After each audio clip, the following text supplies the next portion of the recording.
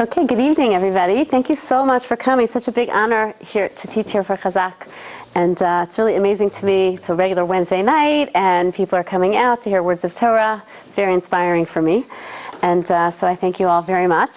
Let me just introduce myself. My name is Chana Silver, and I hail from Memphis, Tennessee. It's very far from these parts. Any Southerners? Probably not.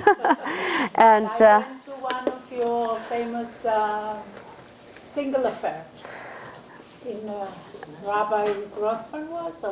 Oh, a while ago, you're saying. Oh, anyway. yes, okay, right, exactly. I went to share Yerushalayim. Oh, okay, very nice. Right, so yeah, so that's all the backstory is Memphis. I live in Yerushalayim, and I've been there for many years, and I teach in a bunch of places, a bunch of seminaries, and I do Kiruv affiliated with Eshat Torah and college campuses, and also Kiruv training for Neil Elef, and I'm a crisis intervention counselor. And I have also, the other thing that I do, kind of right now within connection to seminaries, is I run a trip to Poland. And I've been now many times, and it's an amazing trip. And it's expanded my life in a lot of big ways. Anyway, we're here tonight to talk about the concept of a woman's ticket to eternity, right? All kinds of secrets and things about women that perhaps we're actually not aware of that we really have within us.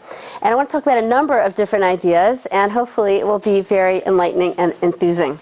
So I teach about women, about male-female relationships, about the koach, the powers, the strengths of a woman, and I find a lot of the feedback that I get is that women don't really understand exactly what our role is, don't really understand what our kochos, our strengths really are, and that's what I hope to enlighten you about just a little bit tonight. So I want to actually enter.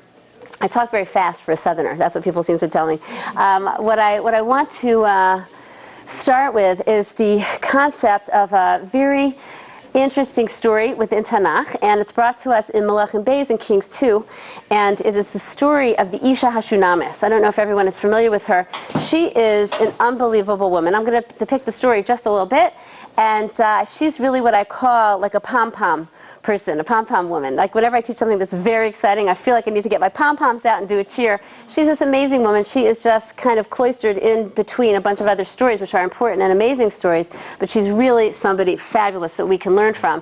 And there's two ideas that I want to bring out from her story. So I'm just going to go through quickly about it in case we're not familiar. So she lived at the time of the First Temple, and we actually don't even know her name. She had a name, but we know her as the Isha Hashunamis, the woman from Shunem. She was this place in Shunem. It's near Haifa, if you will. And so it's a whole wild story. She was apparently a phenomenal woman. She is introduced in the beginning of the parak, in the beginning of the first part of the chapter, as an Isha Gedola, as this great woman. And all the commentaries go to town explaining to us why she was so great. She was like at the head of every chesed organization, and she had a wonderful name and a great reputation, and they were very wealthy, and she did amazing things with her money, and she helped people, and she had guests, and it was just on and on. She was related to big people. It's just a lot of reasons that the commentaries go through to tell us how fabulous she was and why she was fabulous. Anyway, as the story happens, so Elisha, who had taken over from Eliyahu, right? Eliyahu had been the main prophet on the scene. Eliyahu goes up in a whole fiery chariot to the heavens, and then Elisha comes, and he's the main prophet on the scene. And so Elisha goes to and fro. He's doing his message, getting all his missions, so to speak, from God, and he's going and delivering all his messages that God wants him to be involved in. And so many times he stays, really all the time, he stays by this woman, the Isha Shunamis. And so this goes on for a long while, and she even realized how holy he was. In other words, he was the man on the scene. We're talking the ancient world several thousand years ago, and he was the man. And yet she turns to her husband and she says to him, and again, Torah is never a history book. So the things that we have recorded in Torah are specifically the things that we need to know, that we need to learn from. And so there's only a couple of conversations really about with her husband that she has in this particular chapter.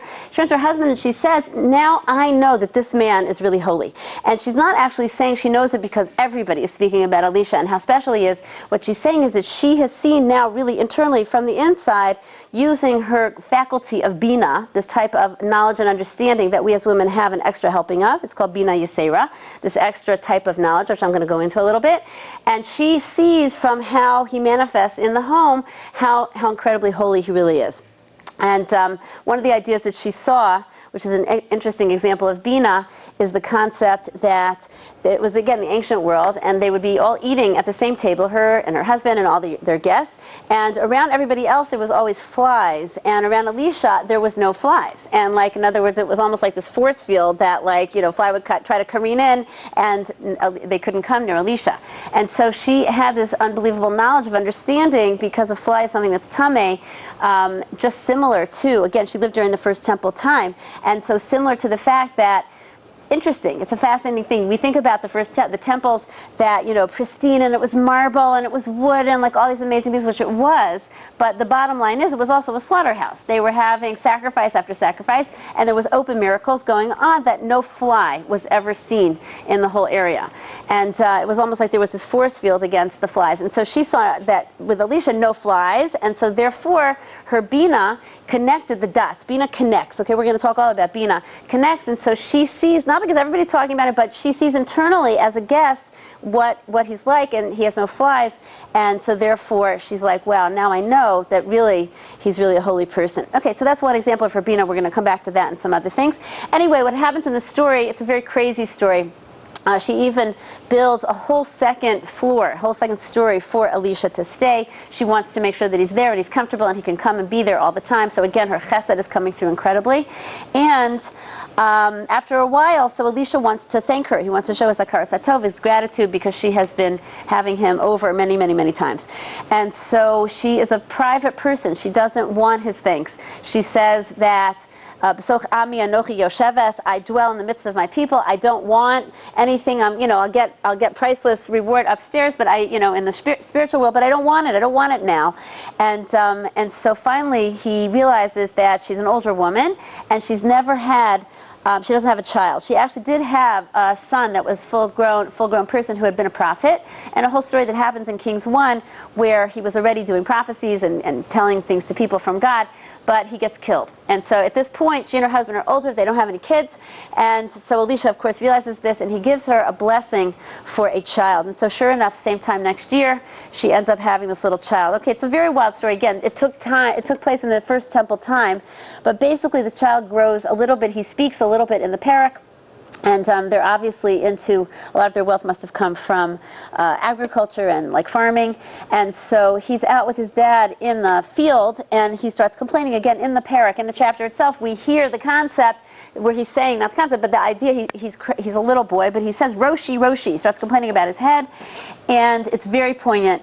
So they take him in to his mother, and so he actually dies on her lap. And so it's a very interesting thing, because when the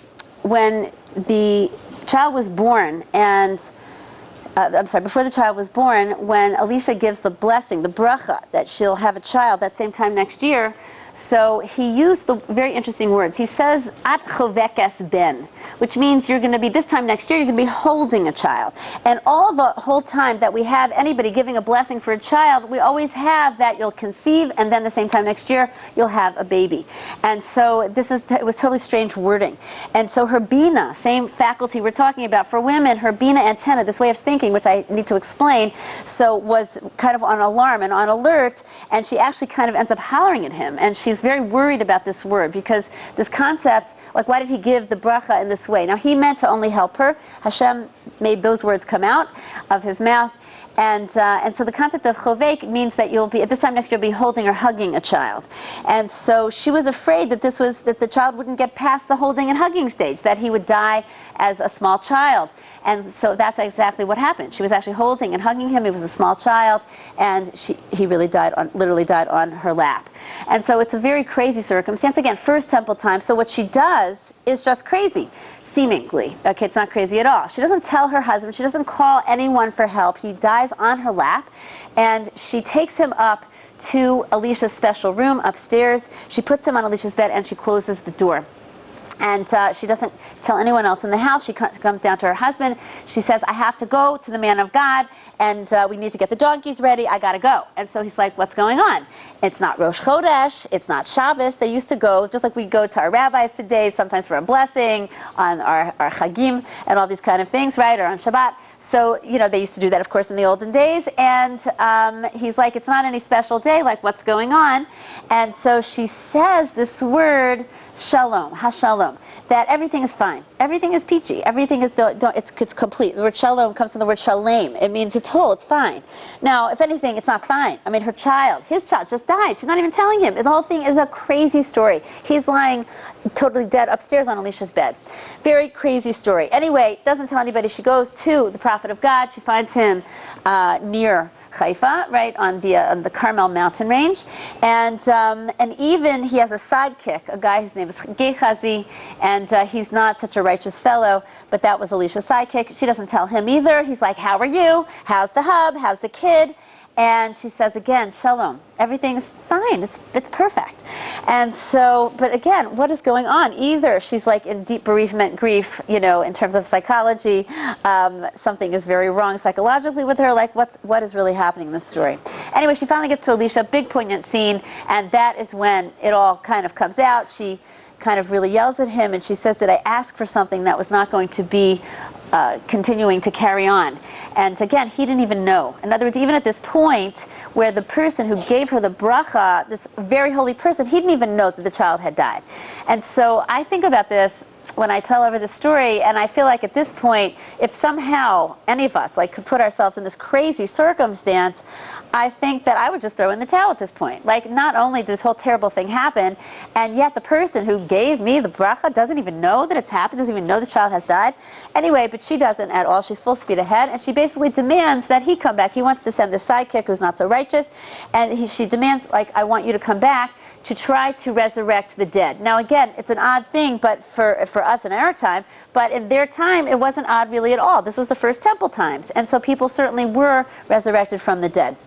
And so Elisha comes back, and he's there. It doesn't work the first time, and he lays his body to the boy's body, in other words, body part to body part. He davens. Doesn't work. He gets up. He davens some more, and then finally the boy does come back to life, and it's an unbelievable story. The end is that there's nothing to say. There's nothing to say. At this point, she just bows down out of total gratitude. Words would really limit what was going on over here. He just brought her child back to life. It's an unbelievable story. Okay, so this child grows up to be the Navi, the prophet Chazaq, and we have a few different parakim, a few different chapters in Treyasar, and he tells us something unbelievable. In his writings, he says that if you want to learn what's important to be doing in this world, he says, Tzaddik be'emunaso yichya, that a righteous person has to learn how to live in his emunah, has to learn how to live in his faith, or her faith. And it's a very interesting thing. There's a piece of Gemara in the Masechta of Makos, which says that there was all kinds of people that were coming and saying that all the main ideas of Judaism are 12 things or 10 things or 7 things or 5 things or 3 things, and it's the end of the Gemara says Chavakuk comes v'ha'amidan al achas, and he stands them all upon one idea, one central idea. The pivot key idea of everything in our lives is to believe in God. That is everything that we have, every single thing, halacha, hashkafa, midos, everything that we have, it all completely filters down from belief in God. And so if you want to be a righteous person, we have those 3 unbelievable words, tzaddik be'emunah so yichya. You want to be righteous, you have to learn how to live in your emunah, which is a whole other topic on a certain level, but Emunah is obviously a huge topic. People are talking about it all the time, but we have to learn how to see Hashem literally in front of us, day to day, minute to minute. Not this idea that though there is a God up there somewhere running things, but I need to really internalize that and see Him in my life. And certainly it is very hard to do in the world that we live in at this point. And so it's something that we're all working on, we're all striving for.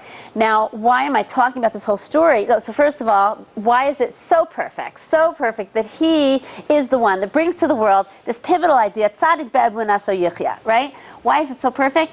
Because the commentaries tell us that what revived him, what brought him back to life, literally, was his mother's total faith in God.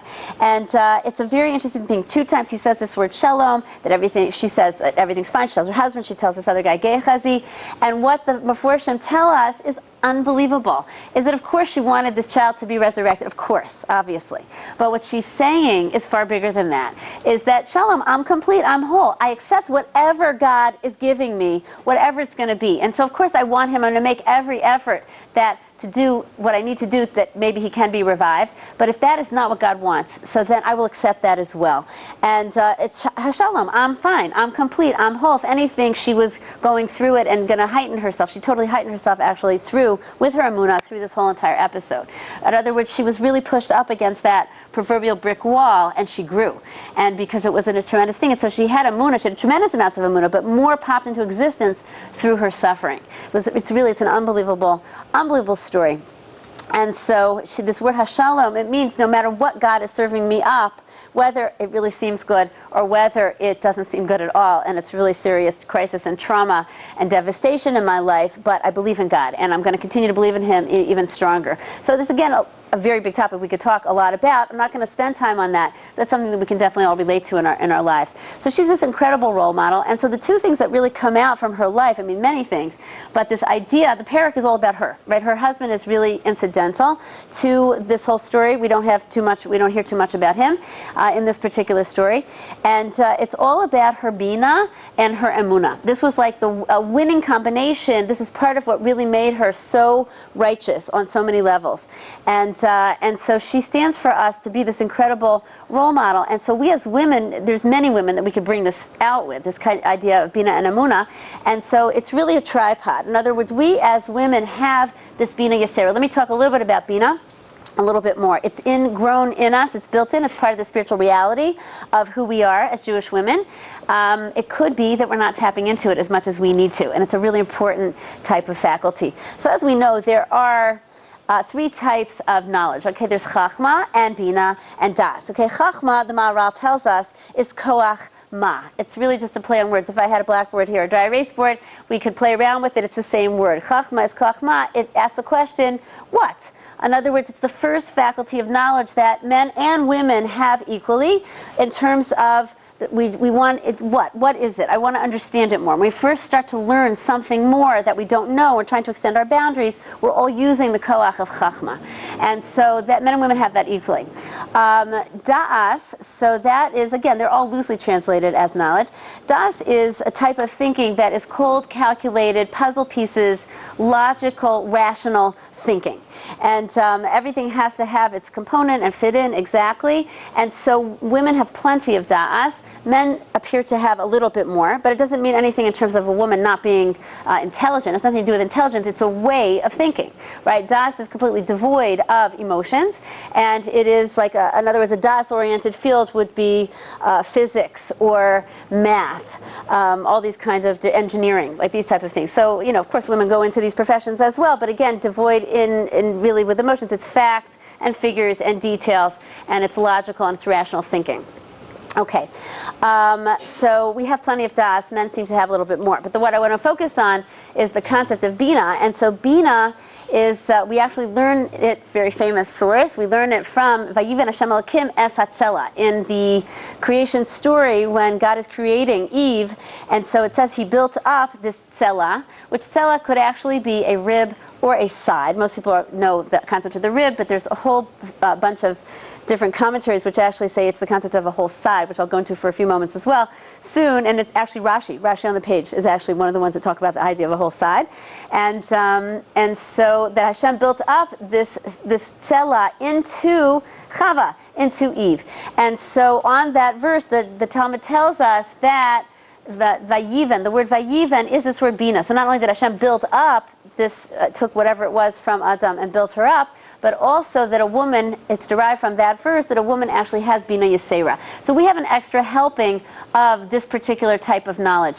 And so bina is a phenomenal thing. Bina connects the dots. Bina makes connections. As a matter of fact, fascinating, we have a piece of the oral law in the Talmud. It tells us that right before, after Chava was created, and they had really a whole real chuppah, God was the officiating rabbi, and right before they actually have the chuppah and they get married, so we find also on this verse, we find that God is braiding Chava's hair. He's braiding her hair. So it's an unbelievable thing. That's what the Gemara tells us. And so it means many, many things. As per our discussion, it's the idea that he's infusing the very first woman ever, we're all her progeny, that part of the idea of a woman is this Bina. Yisera, Bina braids things together. Bina makes connections. And that's part of our job as a woman with this special gift that Hashem has given us to actually utilize this faculty. And so that's part of the idea of the concept of the braiding. We weave things together. I'm going to come back to that also shortly. And so it is this amazing idea of making connections. Bina is connected to emotions. Bina is connected to nurturing. Bina, as we also know, it's called Mevin Davar Mitoch Davar, which means basically, to translate it, deductive reasoning. Is that we can deduce one thing from the next. Bina, we said Chachma asks the question, what? Right? And the truth is, I didn't tell you, but Da'as, again, cold calculated facts, asks many questions. What kind, how many, what color, all the details, all the specific things. Bina asks the question, why? I want to understand. I want to get deeper and make those connections. Deductive reasoning. I see something in front of me and I know that there are things that preceded it. I know that things are going to come from it. And we as women have this koach very much so. Again, sometimes maybe it's lying dormant, but it's very much within us to make those connections. And so Bina-oriented fields, as we know, is really teaching and a lot of psychology, or certain forms of in the medical field, nursing, all kinds of different things, fields that make connections within people. And again, it doesn't mean that men can't go into those fields. Of course they do, but you find that it's quite prevalent with women. And so Bina is an amazing thing. And so we see that's a perfect example in our story from the Isha Shunamis, is that the two examples I said, when he gave this bracha, At Chovekes Ben, right? This time next year you're going to be holding a child, and it was a bracha, but yet she was alarmed at the actual wording, because it wasn't a normal wording. And ultimately what the Meforshim and the commentaries tell us is that this is what God, he meant only good. This is the words that God wanted him to actually say. We have a verse in Mishlei in Proverbs. It says, La'adam marchei lev, that a man has the thoughts, a human has the thoughts of their heart, Umei Hashem ma'anei lashon. But the eloquence of speech, what really comes out, how it comes out, that is really in the godly realm, which is an interesting thing. So he meant well, but those are the words that came out of his mouth. So she was alarmed. The Bina made the connections. It's not a regular bracha. What's going on? And so she was very alarmed. And again, her Bina was correct here, right? The child really did die small. He was little. He died in her lap. It was true. The other thing is, the Bina, we said, was that she made the connection. It wasn't like, oh, so no flies around Elisha, like that's cool, right? No flies, making the connections. Oh, he must be holy, because we all have flies around us, and I know all the information about the Beis HaMikdash, right? And so it's a perfect example of the concept of Bina. It's interesting. I'll just share with you. It's a fascinating thing. So as I said, Bina asked the question, why? Basically, Bina is entering a person's reality from the inside. And we as women are very good at that. We're really very good at that.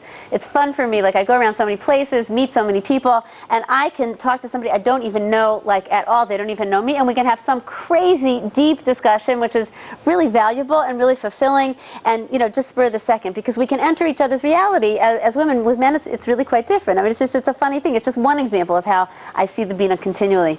Anyway, so I am able to teach a lot of secular college kids that are on campuses today and trying to try out their Jewish roots and try to figure it all out. And so a lot of times I'm talking to a mixed group of college kids, and I'm talking about the differences of Bina and Das and similar things to what we're saying. So I'll say to them, I'm like, girls, be quiet for just a moment. Okay, guys, you see a girl crying. What's your reaction? And right away, they're all, get her to stop. We don't want her to cry, just get her to stop, and that's it. And I'm like, perfect, thank you so much. Okay, good. Guys, be quiet. Girls, what's your reaction? You see a girl crying. Why is she crying? I want to understand it so I can help her. Let's get into the internalness. It's just funny. It just happens time and again, time and again. It's always the same reaction.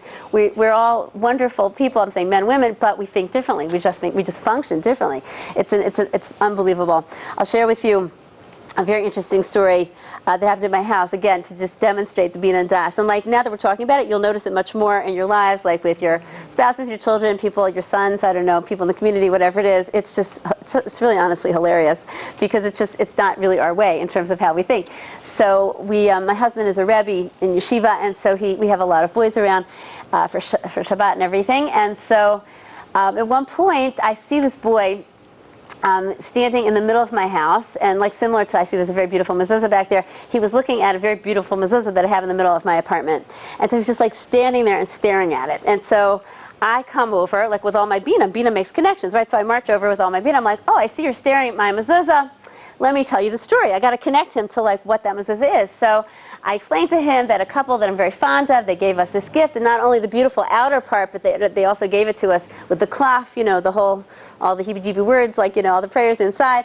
And, you know, the whole thing was an expensive gift, and it's also beautiful. It's a beautiful mezuzah. And every time I put it in the center of my house, and every time I pass by it, I think of this couple, and I cherish it. I'm going on and on for like 3 minutes. To this boy's credit, he was so patient. He was so midostic. He had lots of great things going for him. And he's just patiently listening to me, rattle, rattle. Fine. So at the end, he turns to me, and he says, first of all, he addressed me by Rebbitzin. So Rebbitzin, you know, you think it means like really big stuff. It doesn't really. It just means you feed boys a lot of food. Okay, it doesn't mean a thing. And it's really true. And so he says, Rebbitzin, oh, your story is really interesting. Thank you for sharing it. Like you could care less, right? But really, what I was looking at is I was trying to see how it's affixed to the wall because I don't see any screws. Right, okay. I'm like, wow, this is going in my classes because Bina meets us. I'm just saying, like, I would not be staring at this thing. Anyway, it was double-sided tape, in case you're wondering, but I'm just saying, like, it was such a funny thing. It's like, I mean, you know, ask yourself in your heart, like, your heart of hearts, like, would you be like staring at this thing wondering like how it's affixed to the wall? Like, probably not. It's just funny. Anyway, so you see these things like all the time. And it's interesting going back to like the boy's reaction, like the girl's crying, and stop her from crying. So that's very much exactly what John Gray says. Now, John Gray wrote a lot of books. His original book was Men Are From Mars, Women Are From Venus. A lot of the book, now he's not Jewish, and he was going through a bunch of divorces, and he's a therapist, and things weren't working for him, so he tried to see from the outside, like how men are, how women are, and he came to some deep truths, which actually really are the differences between Bina and Das. It's a very funny thing. Once you understand some of these ideas we're talking about, and you read the original book, it will totally pop out to you exactly what we're saying. Men are very much Das, we are very much Bina. And so he even calls, if any of you have read the book, it's a must-read for anybody that's dating, by the way. And the truth is, must-read for anybody that's married. He has a lot of good things in there. But he calls men in the book Mr. Fix-Its, right? That's a function of Das. They just want to problem solve. They just want to get it fixed, you know, whatever it is. And so it's interesting. Again, anytime you have a deep truth in Torah, you're going to see it in the world, obviously, in its pristine state. And so it's an interesting thing. Okay, so the Isha Shunamis, she demonstrates very much the idea of Bina, and she demonstrates the idea of Emunah. Her Emunah is astounding and outstanding and then some. She was already, we're introduced to her as an Isha Gadol, this amazing, righteous woman, and then through this crazy test of her child dying, it is a serious, serious, life-altering trauma. Her emunah doesn't falter not 1 second, really not 1 millisecond. And why did she not tell anybody? She didn't tell her husband, and she put the boy on the bed. Like, is it psychotic? Is she in denial? Like, what's going on? No, none of that. Is that she understood. Again, she was a very righteous lady. She understood that if this miracle was to happen, not that it would for sure happen, but if it was possibly to happen, she had to keep it a secret. And that because God favors things that are done secretly, and that things that are like very much under the radar. He doesn't like things that are flaunted. And so she understood this, and so therefore she didn't tell a soul, literally, until she gets to the point where she comes to Elisha, because he is the only person, as an agent of God, she felt really could help. In this case, and at that point, it's a very poignant scene, as I said, and she's really a mother crying for her child at that point, and so we see that. So, and then again, all the commentaries tell us that her emunah, that this test was totally crafted for her by God to bring out more emunah within her. And that's really how it works, is that anytime we're tested in a certain area, what that means that God loves us, and that means that we have incredible potential in that area that's lying dormant.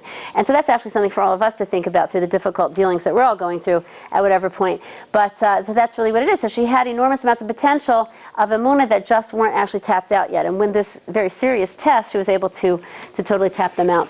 I made my bracha already. I'm just getting another drink here. Sorry that I did, because you could have said amen. But Okay, so we learned from her Bina and Amuna, and so there's really, so we as women have this. In other words, it doesn't mean that, oh, I believe in God and everything's cool. No, no, no. It means I need to ask my questions, and I need to get my answers, and I need to see the evidence and about God and His world and Torah being divine, right? Lots and lots of questions. And so yes, Judaism is a religion that questions, get your answers. But what we're saying is that when a woman is able to become privy to the answers, so we're much more easily able to let that roll into us, again, to internalize it, and that women are very good at Emunah, reaching a high level of connection to seeing God in our lives and living with God in our lives a little bit quicker than a man. Again, nobody, this is, men have their very amazing role, women have their very amazing role. We're trying to talk about the kochos, some of the strengths of what a woman has. And so we have a little bit more of a tendency towards Emunah to be able to tap in and to actually learn how to live with Hashem more in our lives. So we learned Bina and Amuna. From her, there's a third part of this. It's really a three-part winning situation that ends up ultimately as a result of all the things that we're talking about with women, and that is the concept of Geula, redemption. And so we see that not only, of course, in history, which I'll give you an example or two through the lens of Bina, Amuna, and Geula, but we can see that actually in our lives as well. Again, it's a little bit less clear, but again, these are kochos that we have, that Geula really is this result of our Bina and our Amuna as women. So we have a lot of stories that are very famous with the women of Egypt and the famous Jewish women of Egypt, and it's story after story. I'll give one or two. And so again, with this lens of Bina, Amuna, and then the result being Geula, redemption. And so let's take a look, let's say we got Torah, it was like really big deal, we got out of Egypt, lots of miracles, splitting of the Red Sea, big stuff, right? We come to getting the Torah, we heard God speak the first two dibros, right? God is there, we totally believe in Him, this is like big stuff. And then it was too holy, and so Moshe became the intermediary at that point. We overheard God and Moses' conversation on the mountain, but it was no longer entirely direct. Anyway, and then of course Moshe is not coming down, he's not coming down. As we know, it's a big story over there with the golden calf, but basically he was just delayed. Moshe was delayed 6 hours, and so the Jews knew it was something about the 40th day. So it's a longer story, a bigger class about all that information, but they made a miscalculation. So the men are, let's collect the jewelry, let's go, let's get it, and we need to have this intermediary. They were steeped in understanding the concept of idolatry for 210 years in Egypt, and so in other words, they were familiar with it because the Egyptians certainly worshipped everything, whether it was alive or not, nailed down or not. It was like big time idolatry, and so they were out in the desert, and so they wanted to recreate that on some level. They were petrified that Moshe was really dead. And so all the men, of course, donating to melt it down for this golden calf, and not one woman. So we can look at that and we can question it, and we're like, we left Egypt with a lot of baubles. Yeah, we love our baubles. We love our jewelry. Like women, we're definitely into that. And so, maybe the women just don't want to give up of their amazing, jewelry that they had. And we could look at it like that. That's true. But then there's another medrash, which, so none of the women participated. And because the Bina and the Amuna, the women said, okay, this is dire, right? We think Moshe's dead. We're out here, 3 million people in the desert. Like, we don't know what's going on, but we believe in God, right? We just heard Him speak, right? He just worked all kinds of miracles for us. It's like, it's clear, right? God totally exists. And so what we need to do is just try to figure out what's happening. But we're not going to flock to like making a golden calf. So is there Bina, seeing deeply into it? There Amuna, belief in God, right? And then the winning theory is that not one woman donated. It was a terrible, terrible sin. God was not happy with us. And then we have another medrash which tells us when Moshe was delineating all the things that the tabernacle was going to be made from, and bring this much silver and this much gold and all these things. So it says the women were tripping in line ahead of the men to donate their jewelry, right? They didn't love their baubles. I mean, I'm sure they did on some level, but they were to donate for holiness. That is, in other words, they understood the Egel, their Bina and Amuna was no. But for God and the Mishkan, like the tabernacle, they very much wanted their stuff used. And that actually, so that's an element of the Bina and Amuna. And of course, the Geula, the actual redemption, was that they didn't take part in any of the bad stuff. They only took part in the good stuff. And as we know, the Egel was such a bad sin that it took 40 years, an additional 39 years, for every single man between the age of 20 and 60 to actually die out in the desert, and none of them went in. Except for Yoshua and Kalev, and for the men in that category, and yet all the women went in who left Egypt, except for one. Who was the one? Miriam, exactly.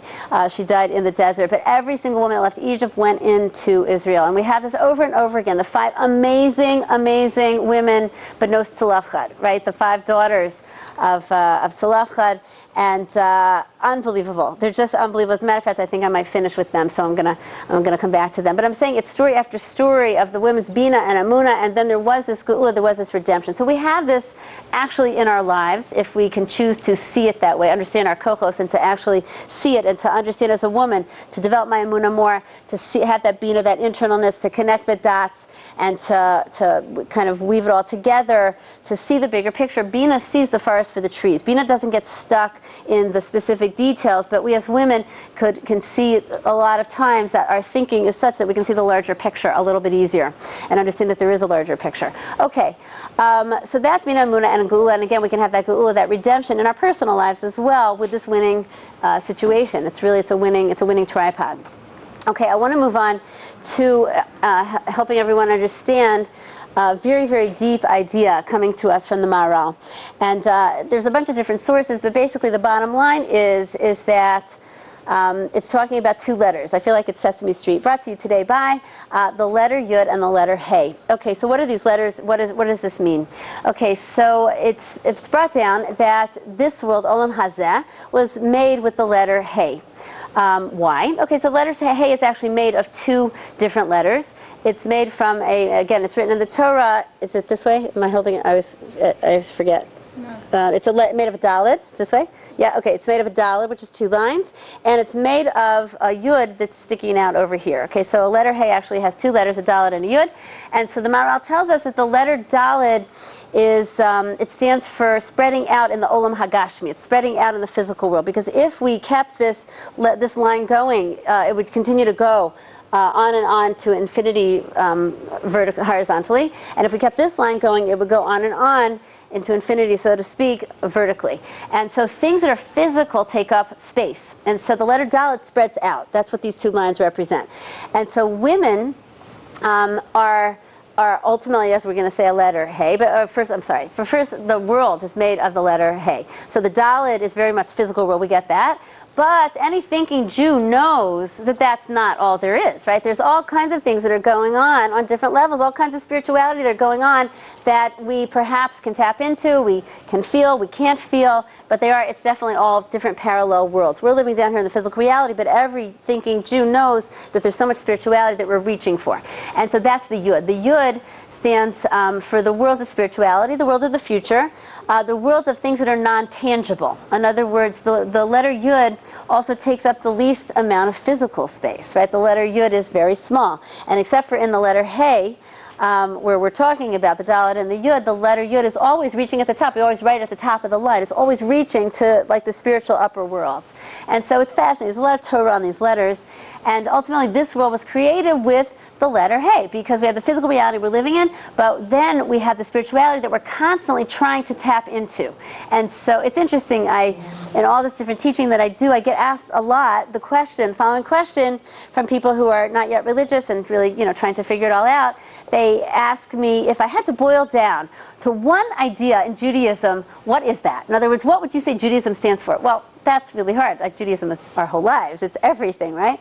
But I think the answer really is this, is that in Judaism what we do is we take from the physical and we use it to access the spiritual. That's what all of our commandments really are. Taking from the physical, using it to access the spiritual. Physical world, we're going for the higher levels that we're tapping into. I take a physical apple, and I'm going to feed my physical body, and I make a blessing, and I just created total eternity, right? In other words, that blessing feeds my soul, and it's going to be schar, total reward for me forever and ever, just that one blessing I make. And so I take beautiful, beautiful silver Kiddush cup, and I take physical wine, and I use all that, and I make a bracha. We have Kiddush, we have the 4 cups on Pesach, we have it at a bris. In other words, on and on, through the mitzvos, we use the physical world, and we ultimately use it to heighten everything that's going on here. We are not, Judaism is certainly not this concept of, you know, what's going on, let's say, in Nepal, if anything is left in Nepal after everything they've been through with the earthquakes and everything else. But, you know, where, you know, people go up to Mount Nanga Parbat, and you have the gurus sitting in the lotus position, and they're pushing away the physical so that the spiritual can come in, right? That's the Eastern religions. It's not Judaism at all. We're using the physical, and we're heightening it. And that's why God gave us this amazing world with all physical reality, and that's what all the mitzvahs are. So I really think that's one of the key answers. Anyway, going back to these letters, so that's actually what so this world is very much the letter Hey, 100%. It's physical world, and it's got the Yud, spiritual reality, and so that's what it is. And then of course the next world, the spiritual world that we came from, spiritual world that we're going to, we're on our physical journey now with the physical body and the soul. That is, we are also a mix of this. We've got the physical and the spiritual in ourselves, right? The soul is the batteries, and we're on this whole spiritual journey, gaining spiritual muscles, if you will, as we go through the priceless, precious moments of this life on our journey after 120 years back into the world that we came from.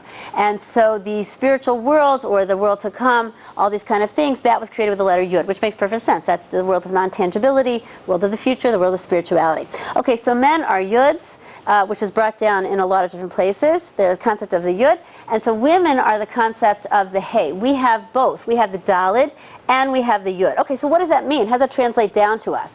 So let's take first, so the Daled is actually our larger letter, right? It's actually, because it's big, right? It's big Daled and then the Yud, right?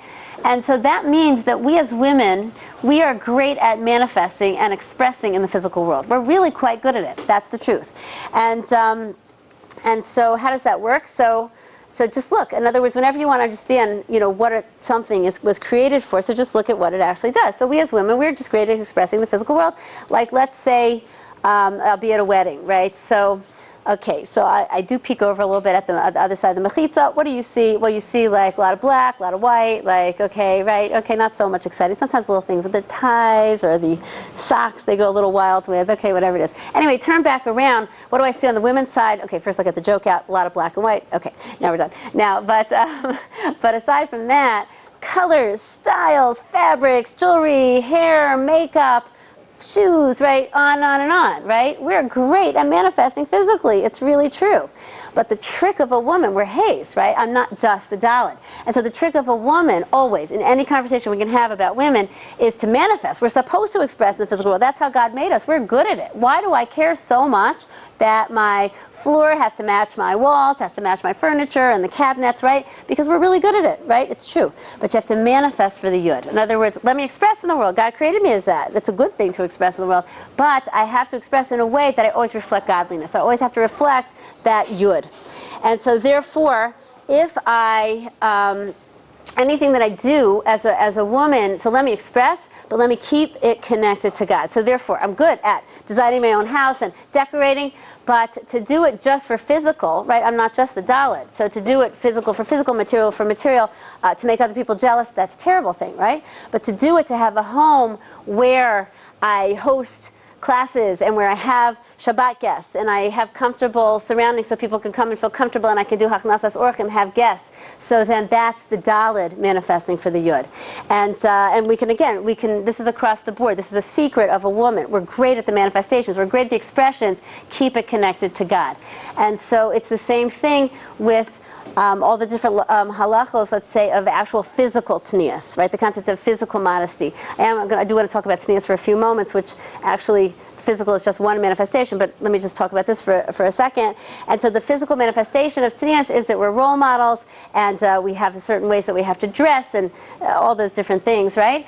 And so to do it for God, in other words, to have so much in my wardrobe so that it's just to impress everybody else, well, that's just Dalit. It's Dalit for Dalit. It doesn't amount to anything. It's not lasting on any level. But Dalit for Yud, so that I can be a role model and I can manifest. We're princesses of God, and we stand for big things and important things, and to dress in such a way so that it reflects my inner reality. So then that's what it is. That's Dalit for the Yud.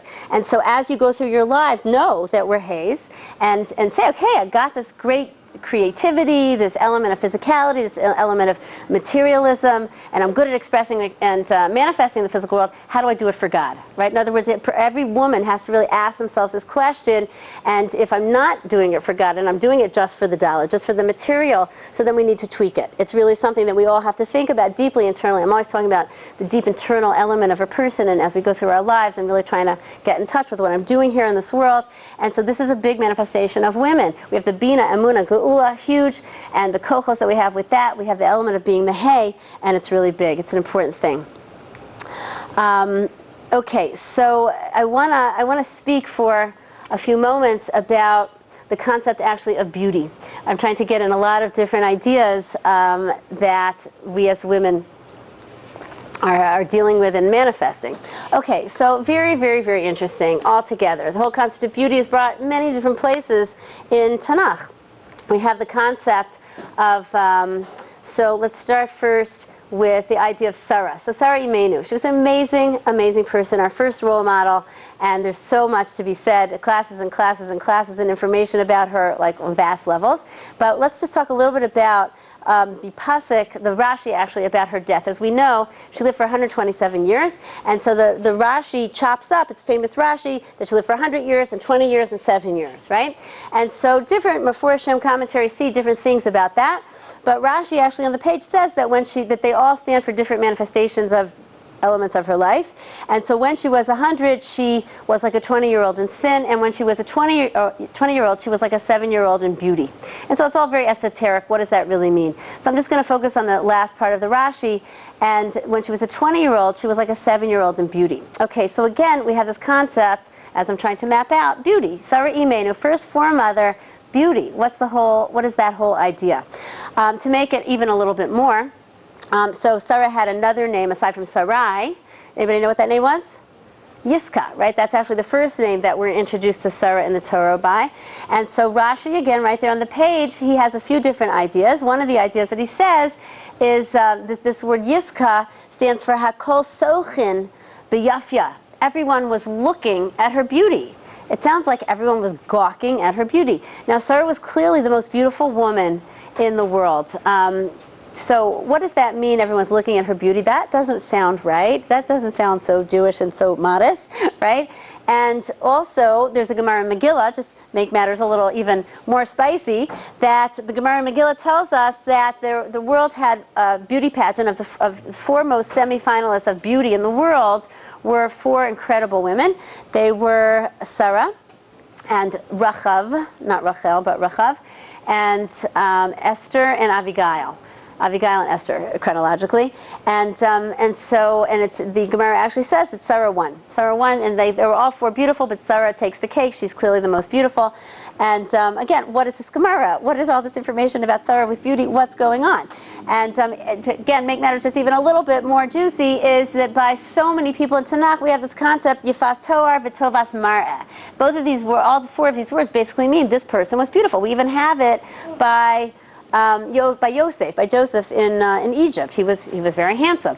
And so what is this whole fixation that we seem to have within Tanakh about beauty, and what is it really, and how can we really bite into this? By the way, it's just interesting with the Gemara, so it's a lot of the Meforshim ask, well, what happened to Chava? Like, she was clearly, she was like designed by God. Like, she must have been unbelievably beautiful. Why isn't she in the running? And so the Gemara actually is only talking about women who are born from women, right? Chava was actually fashioned by God, so she clearly was the most beautiful, but she is not in the running for this particular pageant. Okay, but what is this? Let's put this together. Okay, so in order to elucidate this, I am drawing from the Vilna Gaon, the Holy Gra, from some information that he has in Shir Hashirim, and so in Song of Songs. So he's talking about these words, as we said, Yifas Toar, Tovas Mara. They all loosely translated mean beauty. But bear with me, it's an amazing, amazing idea. I get very excited when I talk about it because it applies to so much of like who we are. So Yifas Toar, he says, again, everything always has a dual reality, like a simple meaning and more complex meaning. So Yifas Toar, the words themselves, are talking about beauty, but it's talking about one physical, like in other words, a perfect organ. Like in other words, let's say we're looking at an eye. So the eye is perfect. It's got exactly a beautiful shape, the right amount of color, right amount of white. It is totally in sync. It is totally symmetric, right? One organ. And so every organ, so every time it mentions Yifas Toar by any of these amazing people in Torah, physically, it's talking about that every single individual organ was totally in symmetry, which resulted in beauty. They were in fact, were they beautiful? They were in fact gorgeous people, physically, that's true. But the Vilna Gaon says, wait 1 second, we're talking about something much, much deeper than that. That's the physical reality. What does it represent, right? And so the representation is that it's talking about ma'aseh mitzvos, is that each individual act and deed that they did was done near perfectly. They understood what God wanted from them, they understood the law, they carried it out with happiness, they carried it out fully, and they did it 100% with shleimus, like with completion. And so that is a whole different story, right? So the physical representation is something, they were physically beautiful, but as we see, the physical beauty was a reflection of who they really were. But we're not done yet. That's Yifas Toar. Tovas Mar'eh, what does that mean?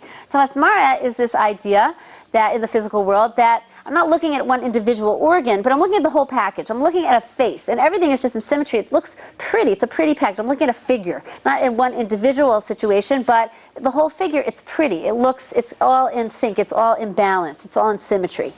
And so that's the physical reality. So again, physically, these people were beautiful. Their bodies were totally in symmetry, which resulted in a deep beauty. But the spiritual reality is talking about midos, their character traits. In other words, just like I'm looking at a package, like the whole package of the face, the whole package of a figure, so the whole package of these people's personalities, how they manifested in the physical world was unbelievable. Their midos, how they reacted, they had just the right amount of kindness. They really weren't angry. They really weren't jealous. In other words, every manifestation that we can understand that are in our personalities, they had in a near perfect state. And so when it talks about all these people being Yifas Toar Tovas Mar'eh, physically they were gorgeous, true. But really, it's a reflection of who they really were. And so let's go back to Sarah. That's exactly what was going on. Sarah was the most physically beautiful person in the world and the most amazing, unbelievable person as a woman to have manifested these qualities on the highest of levels. That's why she's our first foremother. What does it mean? So first of all, I'm going to start second, go back to the first. So hakol sochin biyafia, right? Everybody was looking at her beauty. That's not, the Meforshim and Rashi say that they weren't gawking at her beauty, is that Sarah was basically transparent almost. In other words, she was a physical human being, but she was so beautiful, but nobody got caught up in her beauty. They didn't get caught up in the tinsel of her goof, of her body. They saw her soul manifested in a huge way. Anybody that came around Sarah, so they really saw exactly who she was, and they got caught up in her spirituality. And it's the same thing. There's different Meforshim. Again, Esther was one of those running up ladies, and so some of the Meforshim in the Gemara say Esther was very ugly and the whole thing was a total miracle. Some say she was really very beautiful. And again, it was the same thing. She had this type of chen that she might have had a physical exterior, but that's not what people got caught up in. They got caught up, you were around her, and you just wanted to be around her. Her goodness, her spirituality, her soul brought out the goodness in who you were. And so that's what it means that kol noses chen be'enei ro'eha. In other words, everyone who saw her saw this, felt this chen, this favor, this grace, that they loved being around her because it brought out good things for them. And so beauty in Judaism is really this whole element of outer manifestation of how we are, but it needs to reflect an inner reality, the inner reality of really what we're going for. In other words, again, mitzvos were done perfectly. Midos, the manifestations of the personality, that's really who these people stood for and what they were. What does it mean that when she was 20, she was like reflected the beauty of a 7-year-old? So here we're saying she was physically, clearly the most beautiful woman in the world with her symmetry and her beauty and all her organs. And so it's a very interesting thing when a person in days of old, for a person to be a prophet or a prophetess, they had to meet a lot of criteria. They had to be quite a very special individual. And they had to have big, vast knowledge of God and His world, the workings of the world. They had to have deeply perfect midos and mitzvos, all these things that we're talking about. And so it's interesting. Think about it in terms of like a woman and beauty. Like when does a woman come into her looks like for real, right? So it's not 14 and 15. If you look back at pictures when you're 14 and 15, you thought you were just like the cat's meow. Like you were, now you look back at pictures, you're like, what in the world was I thinking? Like, my goodness, right? But you really can come into yourself at around 18, 19, or 20, right? In other words, you get it right, how you do your makeup, how you do your hair, you know, your style, like that's when, right? So that's what it means. When she was 20, she had like the beauty of a 7-year-old. She could have come into herself and been haughty for her gorgeousness at the age of 20, right? But she was anything but. In other words, she didn't even recognize really how beautiful she was, and she had a very high level of prophecy, as we know. In order to get prophecy, she certainly couldn't have been haughty, higher level than Abraham's, right, than Abraham's. And so it's kind of like the idea, like you ever walking down the street or like you're in a mall or a store and like you see a small child, like a little girl, and like they're just gorgeous. Like they're just gorgeous, but like they're just little. Like they're playing hopscotch and they're playing jump rope, and like they have no idea how beautiful they are, right? That was Sarah Imenu at 20, when she could have really come into herself and her beauty was really blossoming. She was not connected to that. She was really a person that total spirituality was coming from. All three of the mitzvahs, not the mitzvahs, but all three, there were very holy spiritual representations of things that were going on in her house, all famous ideas. That her candles, she lit her candles for Shabbos, and they stayed lit the entire week. And she made her challah for Shabbos, and it stayed fresh and warm without preservatives. You had it on the next Wednesday, it was like it just came out of the oven fresh. There was a bracha in the challah. And there was this anan, this cloud that was hanging over her tent, which was, it wasn't a real physical manifestation of God, but it was this concept that God put his stamp of approval on everything Sarah did. And it's a really interesting thing. These three manifestations that happened, which were clearly miracles, are also representative of the three mitzvos that a woman has, right? So the concept of lighting candles is one of the three main mitzvos of a woman, and taking the special bracha for challah, and also the anan represented the whole concept of intimate relations and going to the mikvah, taras hamishpacha, family purity, has a big representation of those things that were going on in Abraham and Sarah's house. And so basically, she lived on a higher level. The candles represent, it's so beautiful, the candles represent that, in other words, her candles stayed physically lit all week, because what we're really supposed to be doing, what is Shabbat? 25 hours of bliss. It's 25 hours where like the world is put on hold, and there's no malacha, there's no actual work, and we can connect, so to speak, to holy things. And even though we're physically living through it, but it is a full stop time, and what's supposed to happen is that the Shabbat that we live out is supposed to spill into the week, and we're supposed to actually live our life a little bit higher the next week based on the Shabbat that we just had. And so to help us with that, so not only to live a special time of those 25 hours, but also Motzei Shabbat, Saturday night, we're supposed to light candles, actually without a blessing, and we're supposed to eat malava malka. It's the fourth meal of Shabbos. Okay, I could talk a lot about all these ideas, but that's one of the manifestations. And so the fact that Sarah's candles stayed lit all week, every single Shabbat, she really lived out that next week on a higher level. She was physically going through her life, but she was totally tapped into spirituality. And the same thing, the blessing in the bread, how her bread stayed fresh and warm, it's a mitzvah given over to women because it is exactly what we do. In other words, like I think about it, I'm in my kitchen a lot. We do a lot of entertaining, and it's just amazing. It's amazing. God has been so good to us. We have, like let's say with baking, the same ingredients. We have, sugar and eggs and oil and flour, and they make so many different things and so many yummy tastes. And then the whole world of vegetables. I'm like such a geek, and I'm not afraid to like say it. Sometimes, okay, I live in Israel. Here you guys get all kinds of things from all over the world, but sometimes we actually have 6 colors of peppers, like bell peppers.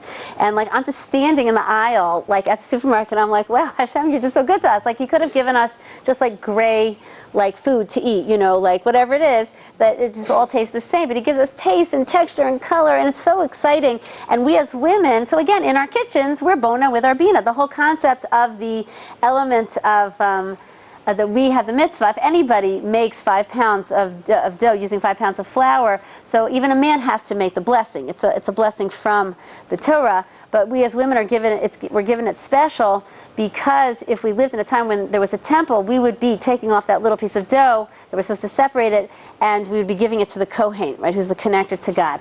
And so the whole message, it's a larger picture, but the whole message is that in the physical, in this bread, which is the physical thing, stuff of life. Again, I run trips to Poland. Like even in the Holocaust, Hitler realized that in order to keep us alive for, some work for us on some level, he had to give us something. Okay, there was a lot of sawdust in the bread as well, but he had to give us something to keep us going. Bread is the stuff of life. So in the physical, but yet this little piece, if we had a temple, it would be going to feed the Kohen, the connector to God. So in the physical is the spiritual. So it's a pattern, right? Physical and spiritual. We're so good at it. That's why the whole mitzvah is given over to us specifically as women. And so it's really an amazing concept. Again, we're bringing in even now the 3 mitzvahs, totally connected to that when we light the candles on Friday night. And if we're married, so first we light 2 candles, one for me, one for my husband. And the idea is that with my bina as a woman, so I'm the shomeras habayis, I am the akeres habayis, I'm the central mainstay of the home. It's a huge position. And so I have the ability, just like a flame is otherworldly, and I have the ability to ignite myself and let my flame rise. I have the ability to light my husband's flame, so to speak, and help him to grow with my bina, my amuna, all the things that a woman stands for. And then, of course, we add, usually the regular thing is, we add, as each child comes along, we add a whole candle for that child. And so with this neshama, this soul, I have the ability with all my kochos as a woman, as the mother, to help this child rise and grow, and help this child rise and grow. And they're totally different. They're totally different children. So there's so many things to talk about, but they all wrap around each other. In other words, they're all about Bina and Muna, this concept of the Daled and the Yud within the Hey to manifest in the spiritual world, the physical world, and use it to manifest and to touch base with the physical world and with the spiritual world, physical to spiritual. One last idea that I just want to touch upon. We did speak a little bit about the idea of tznius, and everybody always flocks to the idea, which was my example, about how we clothe ourselves. But tznius is a much larger picture, and it's a really big secret, and we're really good at it. It shouldn't be a big secret. Tznius, really, I usually do not translate the word as modesty. I don't like that word. I don't think it gets it at all. Tznius is really this concept of a God consciousness, right? When it says Hatznea leches im elokecha, right? Micha, the prophet tells us you should walk modestly with God. You should walk tzniusly with God. Great, what should I do? I should cover up. I should walk tzniusly with God. And so what Radak right there on the page tells us is that you have to learn how to love God. You have to learn how to have a relationship with God and understand that He has a oneness like no other. So there's the emuna, right? Same idea. And have a relationship with God. Have a God consciousness. And so therefore, tznius translates, one manifestation is the physical. That's true. We have certain laws of how we have to clothe ourselves. But with the larger picture, if I have a real God consciousness with my emuna and I'm living with God in the picture all the time in my life, I will stretch up and I will be a different person. That's really what it is. If I realize that God is a piece of my soul, it's really the batteries that makes me tick. And I realize that God is in the room with me all the time. He's outside with me. He is always with me. So then I will talk differently, right? There's tznius in speech, right? To have proper, refined speech. I will think differently. There's tznius in thinking. I will manifest my midos, my character traits. I need to work on them, and they will be more refined. They will be more honed. And yes, I will dress differently. I will go places that's befitting of a soul, which is a godly being, to go, right? In other words, tznius is across the board. Tznius is right up there with, tznius is a manifestation, tznius is a manifestation of Amunah. Everything's a manifestation of Amunah. But in other words, these are things that we as women, we're really good at it. And so tznius is this large picture of having a relationship with God. It's a God consciousness. And we as women, we can tap into it quite easily, right? Just ask our questions, and then we have to make the decision to actually go with what that is. Another, as we kind of close over here, another incredible idea, which we could talk many things about, I'm just going to mention, women in tefillah. Tefillah prayer is huge. It's a direct connection to God. We connect to God by all the mitzvos, and we connect to God by our prayer. And we as women, we can really get it right. We don't need those 9 other people to join with to reach a high level of prayer. We can daven. I have my special davening corner in my house. It's my very special, very holy place, and I can touch base with God for formal prayer in the prayer book, and for informal prayer, talking to Him all day, which is a function of Emunah, and asking Him for everything. We have all of our needs and our wants and all those things, our shopping list, if you will, because God wants us to touch base with Him. He wants us to understand that we cannot do a thing without Him in this world. And so that's why we all have needs and different things going on in our life, so that we will touch base, we will talk to Him. And so women in prayer, unbelievable, right? There's so many different sources of things about women in prayer. I'm actually just going to say something that's not a source at all, but something that's interesting that we talk about on the Poland trip. So in Belz, Poland, in the southern part of Poland, so they actually they built this beautiful, beautiful shul, right? It was this Hasidic community, and they built this beautiful synagogue, and it wasn't 100% finished yet, and the men were like asking the Rebbe, like, we want to go in, we want to start, it's a beautiful edifice, we want to go and start praying there, it's going to be our place and our little shtetl. And so the Belz Rebbe said, not so fast, because the section that's not quite finished is the women's section. And so we cannot start our prayers there until the women's section is finished, because we need the women to come and pray as well, because it's their prayers and their tears, their holy tears, that are going to help our prayers go up and do, and you know, all of our tefillos, all of our prayers go up to really help ourselves and help the world. And we cannot be in the building yet until the women are there. I mean, that's gorgeous, right? There's a Belzer Rebbe telling about our prayer and like how women can reach such high levels. And we know from the Stipler, Gon Zatzal, that he said if you're praying and you're praying and praying, you're not getting what you're asking for, just keep praying, just keep praying.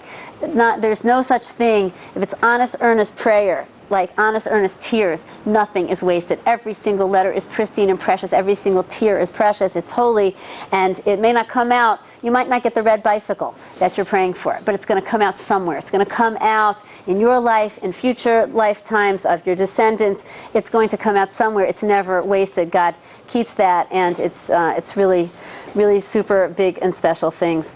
I really just want to finish with one idea that I think can kind of pull in a lot of the things we spoke about tonight. And please just realize, this is a tip of the iceberg. There's so much to talk about with women and our kochos and all the amazing things. Just trying to get as much as I can in an hour and a little bit. And so going back to those Bnos Tzlafchad, right? So those 5 amazing daughters of this man. And so what was going on was that Moshe was starting to apportion the land, and it went according to the male relatives. The laws of how things were apportioned and the different inheritances of all of Israel went by the men. That's how it was. And so these women had no male relatives, right? They had either died each year in the desert, been killed, whatever it was. And they come to Moshe and they storm him and they say, we have no male relatives. Tina lanu achuzah, give us a portion of this land, right? Now the backdrop is astounding, right? We know the backdrop. They're in the desert. The men are pining to get back to Egypt. They forgot how bad it was. They say, oh, we want to go back to Egypt. We had watermelons, we had cucumbers, we had all these things. They forgot they were like in Nazi Germany for 210 years. It was slave labor. It was terrible. Paro was trying to kill us out. And so there, the whole story with the spies, the women didn't take part in the spies. It's story after story. The women did not buy into any of this against that backdrop of the spies. Everybody is in total, like, oh my gosh, we have to go back to Egypt, and like, what's God doing? He's taking us to a land that eats its inhabitants. These women, against that backdrop, storm Moshe, we want a portion. If God is giving this land, our Bina, our Amunah tells us it's got to be good. And so we're not buying into all the rest of what everyone is saying, but we want a portion of this land. What's the halacha, Moshe? We have no more male relatives. And so because they stormed Moshe, that's when Moshe got prophecy. God told him exactly how to work it out, that they still could inherit in a certain way, even without the male relatives. And what the Yalkut Shimoni tells us, piece of Medrash, is astounding. It says, now I don't know 100% what this means, but it means something good. It says that these 5 women took the schar, took the reward of the whole generation. In other words, and the Yalkut goes on to explain that Hashem not only takes into account when we do the right thing and we come through and we actually do a mitzvah and we do it properly, or it takes into account only when we refrain from doing a sin and we hold ourselves back even though we have such desire to do it. Of course we get eternal reward for that as well, but the reward is increased infinitely because God takes into account the backdrop of what is going on, the whole backstory of when we do that mitzvah or when we hold ourselves back from that sin. And so that adds to the whole thing totally infinitely, to the point where the Medrash says these 5 women, against the backdrop, everybody's screaming to go back to Egypt, and they just want what God wants to give them with their bina and their amunah, so they take the reward of the whole generation. Again, what exactly does that mean? It means something unbelievably astounding. And so that's true for us as well. That's why the Yalkut Shimoni really explains that to us because we are living in a crazy world, a crazy, crazy world, and things are spiraling out of control moment to moment, crazier stories every day. And as we know, time and again, it's written all over the Torah and the Gemara, Mishnayos, Midrashim, that it's going to be the holy women of Klal Yisrael that are going to actually bring the Mashiach. Just like the story, it's a microcosm, the story of Egypt is a microcosm for our future redemption. And my friends, that's us. That's us. We have a huge role. We got to step up because we have amazing kochos, and when we tap into really all these elements of who we really are, and we have to just tap them more, bring them from potential into actual, so then we are going to be a serious cog in that wheel of bringing the final redemption. There's going to be that Bina and Emunah and a real geula, a real redemption in our lives, in the world, which we very much need at this point. And each one of us in the baby steps of our lives, working on our internal selves and understanding these kochos, we're going to be able to tap that out not only within ourselves and to bring eternity and more reward for ourselves, but we're actually affecting the cosmos of the world in a significant way. And so my bracha to you is that as to revel in the role of being a Jewish woman and all the things that it stands for, and to be able to tap into it moment to moment as you go through your lives and really become that element of how God created us in its fullest sense, to bring all those things really into a deep reality very much within ourselves, to bring the internal, the external, to tap into the physical and manifest, but always using it to connect to the spiritual and to really help to bring Mashiach b'mheira v'yameinu. Thank you so much. Alrighty, thank you so much for coming. My gosh, everyone go home, go to sleep.